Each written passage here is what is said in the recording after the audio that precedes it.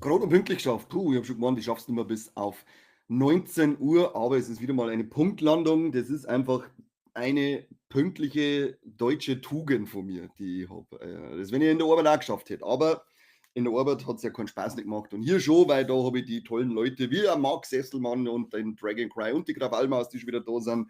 Auf den Niedelwurzler warte ich noch und auf unseren Neverraven und den Jojo und was weiß ich, wer noch alles kommt. Drum, der Bier Wild, den hätte ich auch fast vergessen. Da gibt es hier gleich mal einen doppelten. Schön, dass ihr wieder da seid. Zu den seriösesten News der Welt am 14.10. Entschuldigung. Ich habe jetzt seit 2 Wochen keine Zigaretten mehr geraucht, also schon langsam haut es mir hier richtig den Dreck raus. Richtig geil. Man kann einfach mal einen Livestream machen, in dem ich nur Dreck raushust. Also, wer da Bock drauf hat, schreibt es in die Kommentare. Dann machen wir einen Breckerlhusten-Livestream. 24 Stunden Breckerlhusten. War doch auch geil. Mit was fangen wir heute an? Ich würde sagen, wir schauen uns als erstes wieder ein paar Poster zusammen an. Denn es war die New York Comic Con und die haben auch ein bisschen was gezeigt. Unter anderem eben ein paar neue Posters, Posterinos. Aber ich darf gerade nicht teilen, jetzt darf ich teilen. Anti-Nikotin-Stream mit Boglamon und Breckerlhusten. Sonst mache ich das nicht. Was ist jetzt eigentlich hier mit teilen? Darf ich nicht, oder wie? Was ist da mit unserem Streaming-Dienst jetzt? Fangen wir mal an mit den neuen Poster, die ich jetzt im kreisligsten Format herzogen werde, von Predator Badlands. Leider habe ich die so jetzt nicht mehr großartig gefunden, aber ich glaube, es gelangt für das, um das geht. Neue Poster, Feel It in 4DX, Predator Badlands. Elle Fanning ist hinten wieder geil auf unserem Predator soll anscheinend kein R-Rating haben, was ich jetzt gelesen habe, aber was man also gesehen hat, ist es ja, sind es ja überwiegend Aliens, also kann ich es verstehen, dass man da jetzt kein R-Rating hat, wenn nur Aliens und Cyborgs zerschnetzelt werden. Aber mal gucken, was passiert. Mal gucken. Ich bin auf alle Fälle gespannt auf Predator Badlands, weil ich ein Riesenfan von, wisst schon, wird der erste Teil kosten, Prey bin. Riesenfan. Brickelhürsten ist schon anreitig. Ja, das ist tatsächlich anreitig. Aber was soll ich machen? Was soll ich machen? Was haben wir hier noch für ein Poster? Ganz tolle Ankündigung. Minecraft, ein Minecraft-Movie, ein Minecraft-Film, Teil 2, aber was soll ich, am 23. Juli 2027 geben. Wir haben hier dieses überragende Teaser-Poster schon mal. Ich habe jetzt seit vor kurzem erst, ich glaube am letzten Wochenende, endlich mal Teil 1 gesehen. Ich habe mein Mikro aber zu weit weg, so jetzt. Ja, ihr werdet auf alle Fälle in die Vorlex, wo es Herren zu meinem Empfinden, wo es Minecraft-Movie geht. Am 7. November geht es jetzt auch endlich los mit Frankenstein, Guillermo del Toros neuen Film mit Oscar Isaac in der Hauptrolle. Kommt da in manche Kinos am 17. Oktober. Ich habe es bei uns jetzt leider noch nirgends gesehen. Aber man hat uns auf alle Fälle ein paar schöne Charakterposters freigegeben. Da haben wir mal einen Frankenstein Monster Sepp. Sagt man noch nicht viel, gerade dass sie einen Pfotzenrechter Haut haben. Dann die herzallerliebste Mia Goth mit dabei. Also allein die ist ja schon wieder ein Grund ins Kino zum Gehen. Und genauso ist es auch der nachfolgende Charakter, nämlich der Christoph Waltz. Den muss man ja eigentlich auch immer im Kino begutachten. Felix Kammerer, den kenne ich nicht. Kammerer Felix ist jetzt eher alt, weiß ich nicht, Elektriker. Bei uns rufen wir ihn Kammerer Felix so. Kenne ich nicht. Bin mal gespannt, was der treibt. Und hier ist noch ein schönes Bild der Szenerie, die uns bei Frankenstein von Guillermo del Toro erwartet. Hat er jetzt schon mal die ersten Kritiken eingeheimst und die sind sehr positiv. Ich glaube, gut, IGN ist ja allgemein eine sehr wohlwollende Bewertungsplattform, wo ich jetzt an sich nicht schlimm finde, weil lieber wohlwollend und man sagt, dass die Leute Spaß haben, als immer diese Pseudo-Kritik-Arschkrampen, die gerade so, die gerade suchen, aber IGN gibt ihm 9 von 10. Riesenpotato für einen Train vielen Dank. Was sagt er? Mein kleiner Bruder betoniert da, wenn es was gegen Minecraft sagst in die Vorlegs. Dann soll es lieber nicht hören, diese Folge. Dann soll es lieber nicht hören. Kamera Felix gegen Schädlingsbekämpfung. Rufen Sie jetzt an. Felix ist immer am Start und richtet ihnen die Schädlinge aus dem Haus raus. Hört sich nach Elektriker. Ja, sag ich ja. Was haben wir denn, Bruder? Ich möchte jetzt hier nicht geschlagen werden, gerade weil ich meine Meinung kundtue. Wir sind hier im Internet. Es ist der erste Tag im Internet, wo ich merke, dass Sachen, die man gerne hat, dann zerrissen werden. Es gibt da einen ersten Trailer oder richtigen Trailer zu der nächsten Marvel-Serie, Wonder Man. Ich muss sagen, ich habe Wonder Man in die Comics nicht wirklich gesehen. Und auch der Trailer sagt jetzt noch nicht so wirklich viel aus. Aber wir werden am 27. Januar nächstes Jahr dann mehr wissen. Dann startet nämlich Wonder Man bei uns. Und sie haben auch gleich noch weitere Daten bekannt gegeben. Nämlich Daredevil Born Again Staffel 2 wird dann im März nächsten Jahres kommen. X-Men 97 kommt dann die zweite Staffel im Sommer nächsten Jahres. Spider-Man, The Friendly Neighborhood Superhero Friends of Spiders, kommt dann im Herbst 2026. Und da gibt es noch keinen Monat, aber Vision Quest wird auch 2026 auf Disney Plus zu streamen sein. Mit osteuropäischem Akzent. Akzent wäre der Ding, der Kamera Felix. Ich komme und mache deinen ganzen Käfer weg in das Haus. Und für die ganzen Freaks unter uns, die zweite Staffel von Adventure Time, Fiona und Cake ist auch angekündigt. Da gibt es übrigens auch einen Trailer. Lieber Christoph, Hobby, der schön, dass du da bist. Da gibt es übrigens auch schon einen Trailer zu Fiona and Cake, die zweite Staffel von dem Spin-off aus dem Adventure Time-Universum. Und ja, es schaut genauso abgespaced und verrückt aus, wie Adventure Time selber ausschaut. Ich liebe diese Serie. Sie schaut aus wie ein wahr gewordener LSD. Trip. Nicht, dass ihr wisst, wie so sie ausschaut, weil ich bin drogenfrei seit 03. Aber so stellen wir zumindest LSD vor. Sesselberger für Pokémon-Karten, weil du geil bist. Oh, mein vielen Dank. Da gibt es wieder hier Potatoes ohne Ende. Übrigens, Pokémon-Karten, heute gibt es nur Unboxing von Pokémons, weil ich nicht mehr fortgekommen bin, um mir One Piece und Magic the Gathering Kaffer, Booster Kaffer, was habe ich gesagt? Jetzt weiß ich nicht mehr, Schlager. Wurscht. Aber halt nur Pokémon. Und zwar einmal hier stürmische Funken. Und ihr könnt es in die Kommentare reinschreiben, wo es mal vor die ewigen Rivalen unboxen. Ho-Oh oder Cynthia und ihr Knackrak, glaube ich, ist das, ja. Schreibt es in die Kommentare rein, wo es mir niemand. Spin-off weiß ich noch gar nichts. Ich habe tatsächlich auch erst jetzt durch diese Ankündigung für Staffel 2 von dem Spin-off erfahren. Aber schaut mal in den Trailer, Drankrai, er schaut spaßig aus. Und ich denke, wenn man mit Adventure Time was anfangen kann, dann bist du da auch gut aufgehoben. So, was haben wir noch an Poster? No Discussion. Oh, okay. Okay. Sesselmann ist hier, setzt einmal ein Statement, also keine Diskussionen mehr. Mal schauen, ob irgendjemand anderer noch oder sie traut, für Cynthia und ihr Knackrak zu stimmen, anstelle von. So, was haben wir hier noch? Stimmt, Trigons Dark Gaze, die neue Staffel, kommt nächstes Jahr. Ich habe es irgendwo aufgeschrieben. Wann nächstes Jahr? Da, auch schon im Januar wird die neue Staffel kommen auf Crunchyroll. Und soweit ich das jetzt mitgekriegt habe, ich habe es noch nicht ganz umrissen, wo das zum Einordnen ist, ist es aber scheinbar wirklich die Fortsetzung zu Trigun Stampede, die vor 2 oder 2,5 Jahren gekommen ist, die übrigens unglaublich gut fand und absolut geilen Intro-Song hat, der also sofort in meine Playlist gewandert ist. Da die auf alle Fälle angucken. Das ist nämlich schon schön, dieses Ding, ja. Schon schön. Ich bin für Digimon. Ich habe keine Digimon-Karten. Kann ja leider nicht helfen, Hyper Christoph. Kann ja leider nicht helfen. Du kannst dich nur zwischen Cynthia und Ho-Oh entscheiden.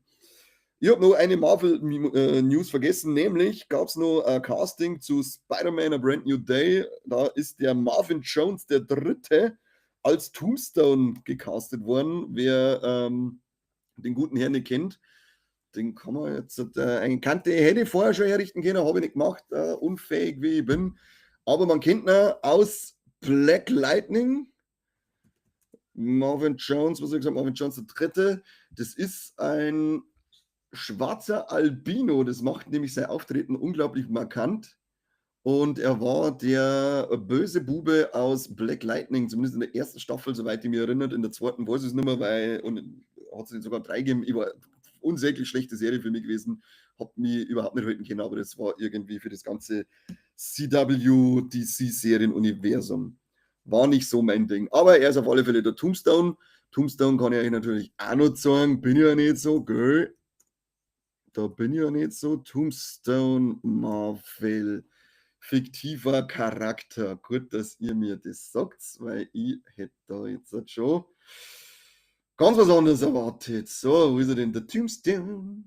Tombstone. Ach, da ist er eher auch nochmal gleich ein schönes Bild mit dem Schauspieler. Genau, das hier hinten ist der Tombstone. Was hat er denn für Fähigkeiten gehabt? Weiß einer, was der Tombstone für Fähigkeiten gehabt hat?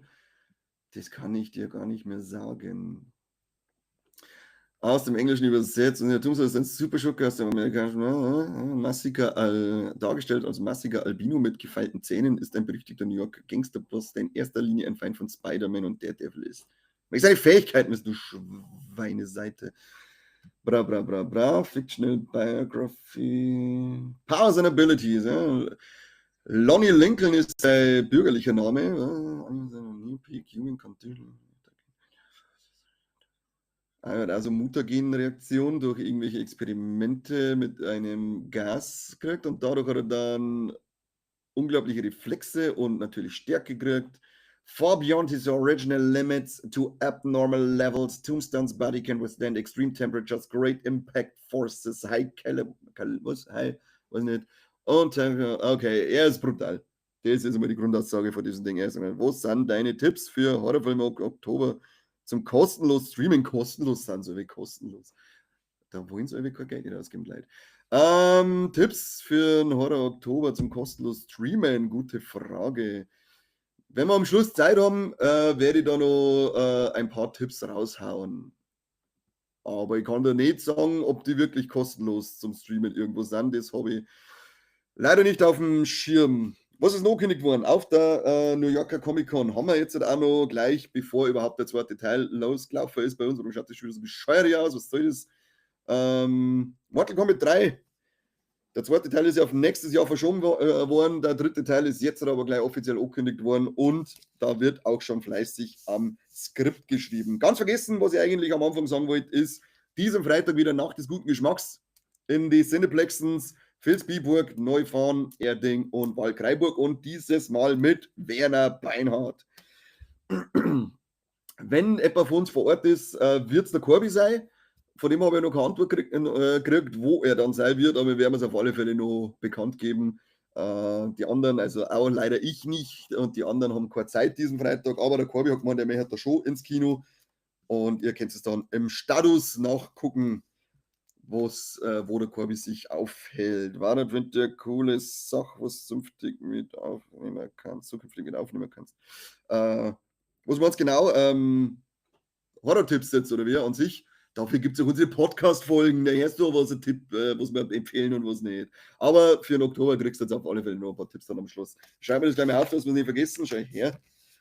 Horror-Kassetten. Tipps für den Oktober. Vorher aufgeschrieben. Bup, bup, bup. Bup, bup, bup, bup. 2026 kommt ein animierter Batman-Film und zwar der Batman Nightfall. Wem das jetzt nichts sagt, das ist die Comicreihe, auf der mehr oder weniger dann die Geschichte aus The Dark Knight Rises basiert hat. In der wird am Batman sein Rückgrat gebrochen vom Bane. Ich habe die Comics damals gelesen, die sind ein richtig geiler Stil, ist das noch, Zeichenstil und geile Geschichte. Bin gespannt, wie sie sich vom Stil her orientieren, weil es war cool, wenn man diesen Zeichenstil aus dem Comic auch im Film sieht. Übrigens hier, statt an Red Bull Cola, halt ein Cherry Cola, weil das nämlich nach dem Red Bull Cola eins der besten Cola-Sorten ist. So, schön. Na, was aktuell ist im Monat? Bane, einfach krass. Achso, was aktuell so läuft im Monat. Ja, da muss ich mal schauen. Schau mal, dass ich das unterkriege. Kann man eventuell machen. Schreiben wir mal auf. Monatsreleases Streaming. Stream. Gute Idee. Köstliches Cherry Cake. Cherry. Mhm. Genau, Bane bricht hier das Rückgrat. Dann Invincible, Staffel 4, hat jetzt seinen Release im März 2026, aber noch keinen Tag. Aber es rückt sehr, sehr nahe. Bin ich schon gespannt, weil ich glaube, ich habe schon mal erzählt, nach der dritten Staffel hat mir Invincible wirklich richtig gefangen. Die ersten zwei fand ich gut, aber noch nicht so richtig mitreißend, aber ab der dritten war jetzt richtig dabei. Dann eine sehr, sehr traurige Nachricht für mich. James Gunn hat in einem Interview bestätigt, dass es aktuell keine Pläne für eine dritte Staffel Peacemaker gibt. Das macht keinen guten Gefühl in meiner Hose und mich sehr, sehr traurig. Ich weine mir seitdem in den Schlaf, weil die Serie unglaublich gut ist. Vor allem jetzt die zweite, die hat nämlich, also die erste war jetzt so dieser geile Blödel-Humor wieder bei ähm, The Suicide Squad war und der war auch immer nur im zweiten drinnen, aber da war es dann auch noch mehr charaktergetrieben, die ganze Sache und war wirklich, sind unglaublich toll geschriebene Figuren, finde ich, die man richtig schön ins Herz schließt, vor allem nach der zweiten Staffel. Und das Ende ist halt auch, das lässt du so da nicht so, wow, fuck, Alter, wie geht's jetzt da weiter?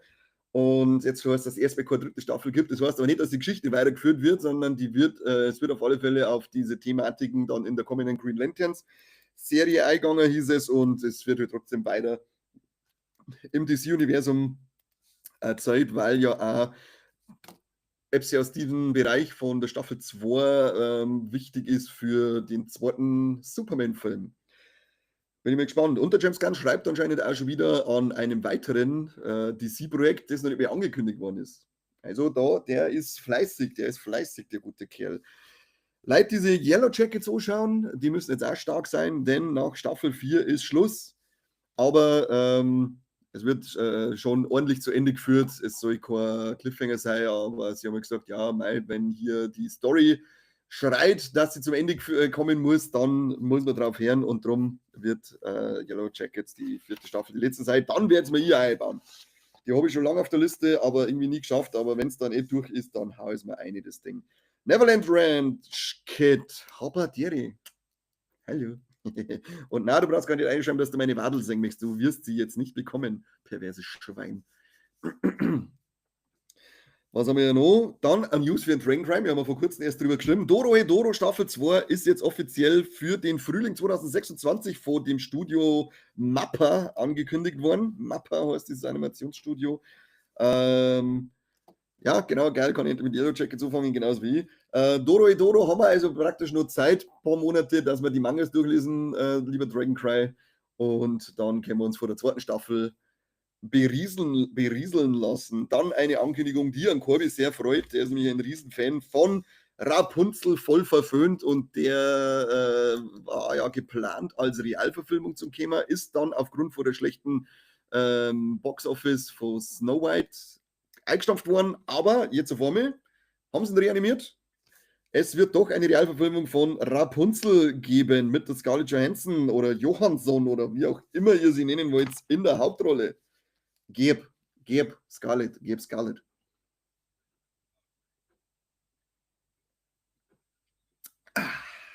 Dodo Manga ist auch sehr gut. Ja, der ist echt geil. Und du musst ein bisschen auf die Hintergründe achten. Die Maskenthematik wird da immer wieder mal aufgegriffen. Da ist zum Beispiel mal in irgendeinem Raum kommen eine und da ist im Hintergrund Poster mit einem Slipknot-Mitglied und so. Also da sind nette kleine Details im Hintergrund versteckt.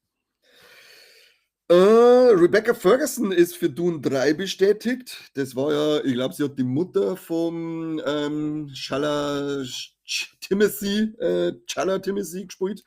Ist jetzt auch in Dune 3 dabei. Und Fortsetzung, von der ich überhaupt nicht gewusst habe, dass die gemacht wird.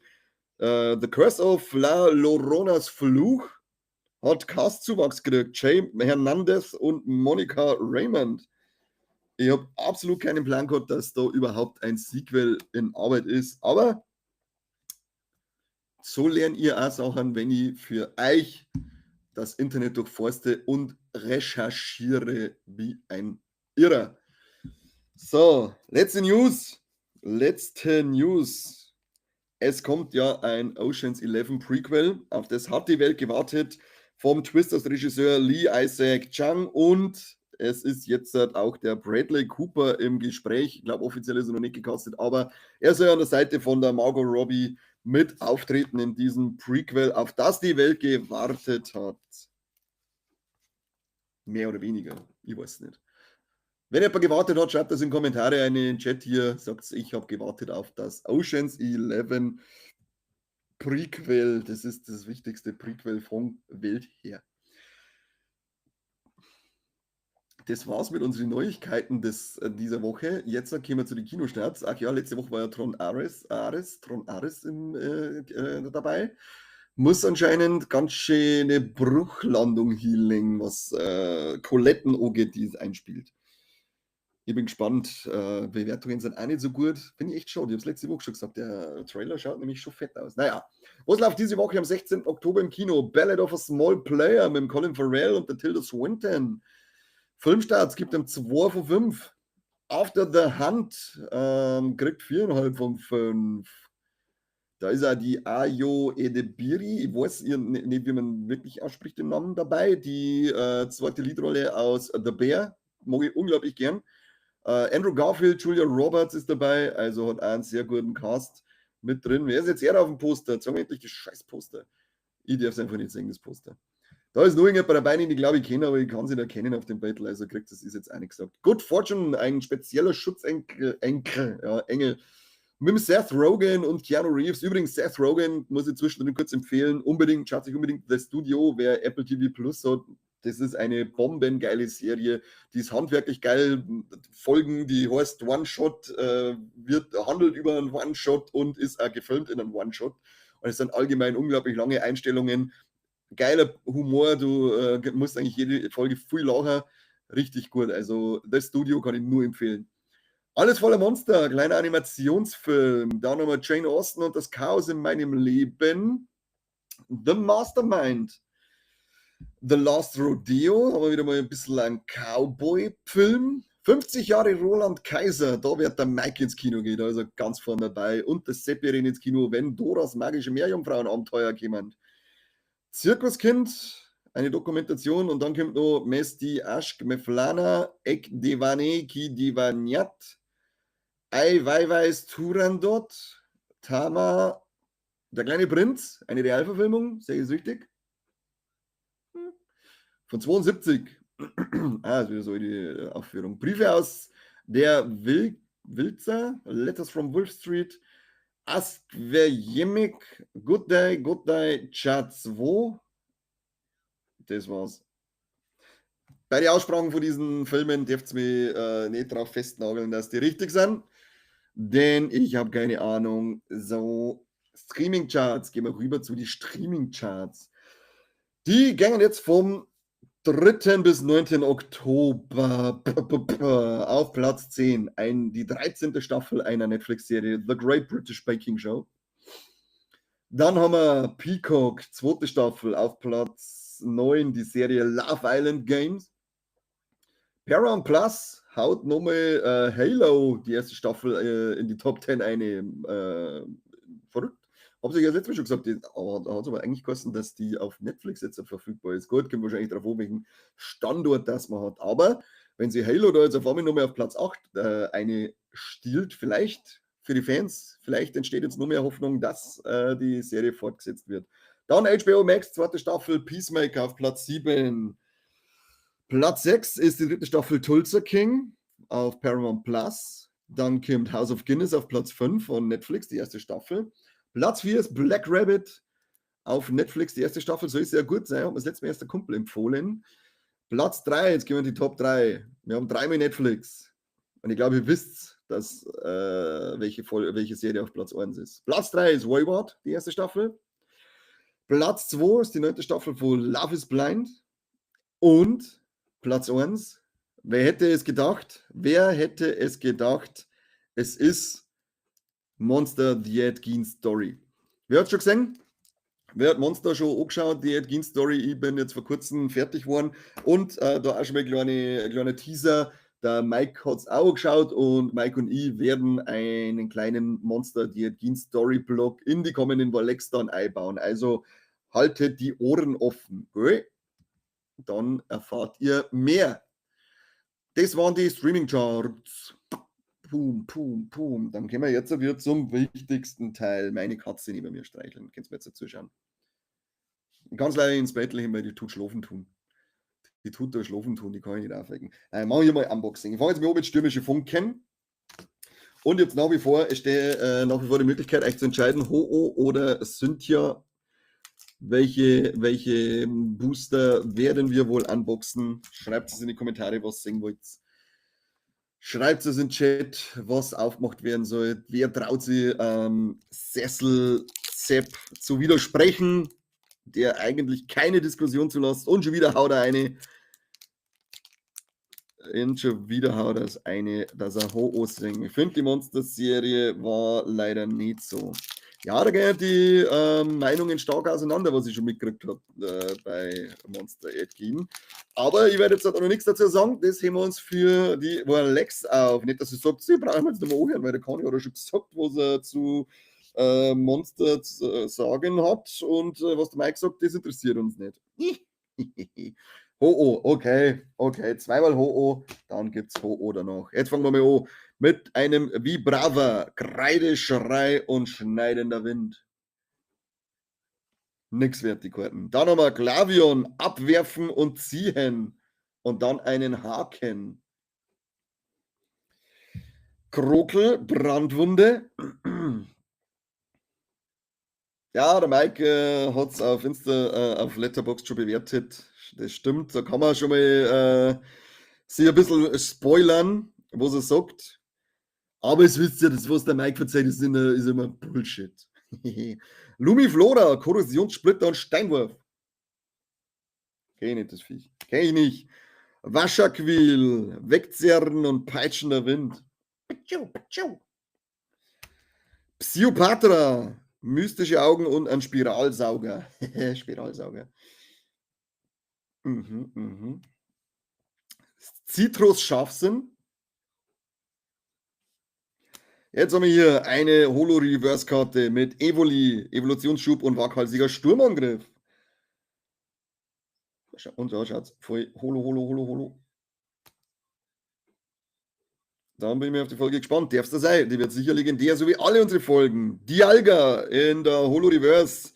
Zeitmanipulation und zertrümmernder Schweif. Just like me. This is so funny.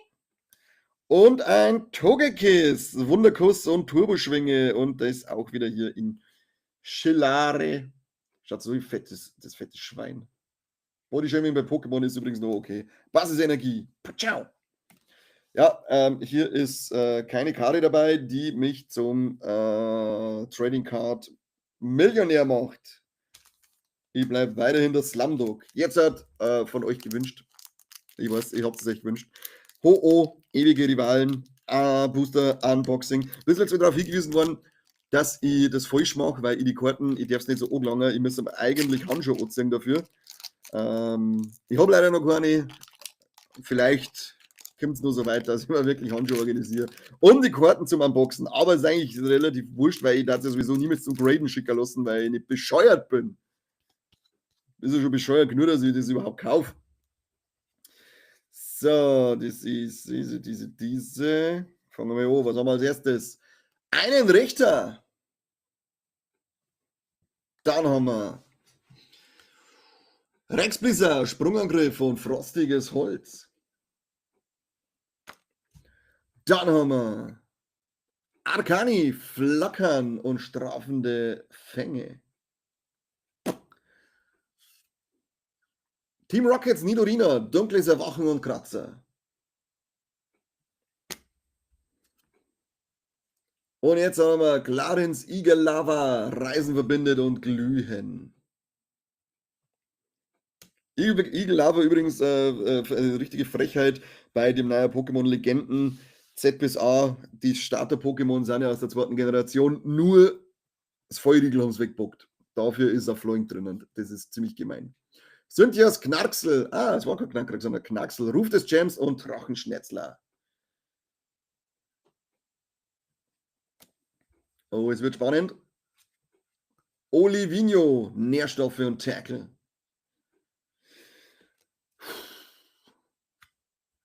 Basisenergie. Ich das von unten aus. Was haben wir jetzt? Holo Reverse. Ich kann es nicht lesen. Peppers Mob-Tiff zertrampeln und konfrontieren. Dann haben wir Team Rockets Giovanni in der Holo-Reverse-Karte. Die muss 1000 Euro wert sein, weil er ist ja schließlich der Chef. Und die letzte Karte aus Nobillicat, einer vom Team Rocket. Anmaßender Befehl und grausamer Schlitzer. Und die schaut doch einfach richtig geidig schon aus, die Karten. Fokussiere dich auf mein Geschwulschel. Jetzt halt hier. Richtig schön, richtig schön. Ich halte dich auf dem Laufenden. Ich werde es später noch in meine App eingeben, wenn ich halt fertig bin mit Podcast-Arbeit, die ich nur für euch tue, weil der Mike und ich halt nämlich noch richtig brav für euch aufnehmen. Endlich wieder mal schafft man es für Steady zu produzieren. Heute gibt es eine neue Folge Classics. Ich sage noch nicht was, aber es dürft euch freuen auf italienisches Kino in unserer Classics-Reihe. Mike und ich. So, die Karten habe ich geschmissen, hat sonst nichts mehr wert. Mike und ich nehmen noch für euch auf. Jetzt wollten wir noch kurz schauen, was so im Streaming läuft, gell? Was so im Streaming läuft, was ich empfehlen könnte. Also, es läuft auf alle Fälle auf Prime, müsste umsonst drinnen sein. Talk to Me, den darf ich mal anschauen. Talk to Me ist unglaublich gut. Erste Film von den Zwillingen, von den Filippo-Zwillingen, die jetzt dieses Jahr mit Bring Her Back Me zumindest ultimativ begeistert haben. Dann auf Netflix kann ich empfehlen die beiden Babysitter-Teile, die finde ich sehr spaßig. Genauso wie The Ritual Money, der glaube ich war auch richtig gut auf Netflix. Was haben wir denn noch gehabt? Auf Disney Plus müsste The Empty Man drinnen sein. Und Barbarian, da weiß ich jetzt aber nicht, wo der drinnen ist. Der war auch ziemlich cool. Der erste Film vom Zach Cregger, der ja jetzt im Kino im August mit Weapons begeistert hat. Und was haben wir noch? Antlers ist auf Disney Plus nochmal drinnen. Der war auch cool. Gibt auch eine Folge dazu von uns. Die kannst du ja mal anhören. Zu Weapons gibt es übrigens auch eine Folge. Hörst du so. Und Antlers kannst du ja vorher mal anhören, ob die das anspricht oder nicht. Gute Frage, was läuft noch so auf? Ich weiß nicht, welchen Streamingdienst du hast, aber auf Wow zum Beispiel war aktuell The Heretic, der Film mit Hugh Grant drinnen, den fand ich ziemlich cool. Companion ist drinnen, den fand ich auch sehr cool. Den habe ich jetzt erst vor kurzem gesehen, wenn du einen richtigen Graus machst, schaust du einen Minecraft-Film an. Das sagst du nicht deinem Bruder, bitte, Dragon Cry, sag's ihm nicht. Und ansonsten, was auch noch für eine Serie kann ich da noch empfehlen, Marianne auf Netflix, die war so schweinegruselig, dass ich mir echt eine Bombe einfach eingeschissen habe auf der Couch. Ich sag's, was ich auf der Couch eingeschissen und habe wegen dieser Serie zweimal zum Banningen müssen, dass ich mir eine neue Couch kaufen kann. Die war wirklich ultimativ gruselig. Dann natürlich die Mike Flanagan-Serien auf Netflix. Das ist Fall of House of Usher und Midnight Mass und Midnight Club, glaube ich noch. Und wie sind die anderen zwei? Spuk in Play Manor und Spuk in Hill House. Irgendwie so. Musst mal schauen, die werden da dann vorgeschlagen. Die sind auch durch die Bank unglaublich gute Serien gewesen. Das haben wir noch. Das glaube ich war schon langsam. Das war schon langsam. Was ich empfehlen kann, die war mal auf Ding drin, auf Prime, ist die Serie The Exorcist. Leider noch 2 Staffeln abgesetzt und nicht komplett zum Ende geführt worden, aber trotzdem unglaublich gute Serie, die da ich mir auch mal anschauen, wenn du da interessiert bist. Damit hättest du, glaube ich, jetzt erst einmal ein bisschen was zum Anschauen, oder? Ansonsten kaufst du eine PlayStation 5 und holst das Silent Hill F dazu, das war auch hervorragend, das kannst du dann auch noch einbauen. Das war's für heute, Leute. Boah, das war Reim, habt ihr das gehört? Reim im Monster. Kann ich sofort auf den Flow gehen. Yeah. Vielen Dank für alle, die zugeschaut haben. Vielen Dank und fette Potatoes an alle, die hier wieder so großzügig gespendet haben. Gibt es wieder Küsschen. Ihr kennt diese Woche unsere neue Folge, Herren. Die da wäre, welche Folge ist die Woche rausgekommen? Was? Ach ja, stimmt, mit der Ari von Schreckszene Podcast haben wir über Hostel geredet. Saugeile Runden während Ari, so coole Brezen. Hat viel Spaß gemacht. Herzlich unsere Folge über Hostel auch. Freut euch auf weitere Folgen mit der Ari zu Hostel 2, Hostel 3 und wenn es dann irgendwann mal da ist, die Hostel-Serie. Dann hören wir uns auf alle Fälle nächste Woche wieder mit einer neuen Folge und sehen uns nächste Woche wieder zum Kassettenschmerz. Ach, und jetzt was vergessen. Krawallmaus. Bist du noch da, Krawallmaus? Schreib mal, hier bin ich. Weil, herzlichen Glückwunsch, du hast unser Gewinnspiel von Lilo und Stitch gewonnen. Du kriegst die Blu-ray von Lilo und Stitch, der Realverfilmung. und schreib mal auf Instagram deine Adresse und dann schicke ich dir den Film zu oder wir machen eine Übergabe, wenn wir uns wieder in Kamen sehen. Aber danke fürs Mitmachen beim Gewinnspiel und herzlichen Glückwunsch und viel Spaß damit, Lilo und Stitch. So, das war's. Wir sehen uns nächste Woche. Riesenkartoffel an alle von euch. Wir tun euch lieben tun. Das ist Tenshin Hanatake, oder?